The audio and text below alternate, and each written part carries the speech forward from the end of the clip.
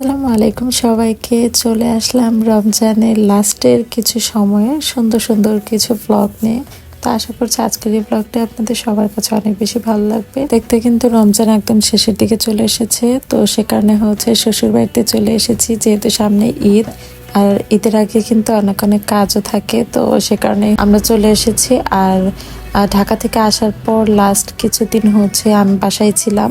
আমি আগে এসেছি, আমার হাজবেন্ড হচ্ছে পরে এসেছে। ও এসে আর কি আমার বাসা থেকে আমাকে নিয়ে তারপর ওদের বাড়িতে এসেছে। আর রাতের বেলায় উঠে খাবার খাওয়াটা আমার কাছে এত পরিমাণ ঝামেলা লাগে, থাকি উপরে বাট হচ্ছে খাবার খেতে কিন্তু নিচে যাওয়া লাগে। বাট সেহরির সময় এটা অনেক বেশি টাফ মনে হয় আমার কাছে। তো সে কারণে হচ্ছে আমি খাবারটা এনে রেখেছিলাম, হটপটে রেখে দিচ্ছি যাতে হচ্ছে সেহরি পর্যন্ত খাবারটা গরম থাকে।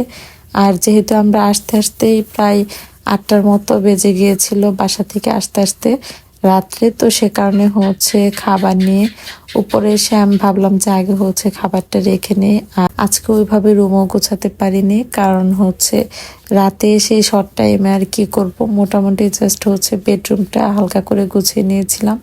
আর দেখতেই তো পাচ্ছেন আমার ডাইনিং স্পেসের অবস্থা একেবারে নাজেহাল হয়ে আছে।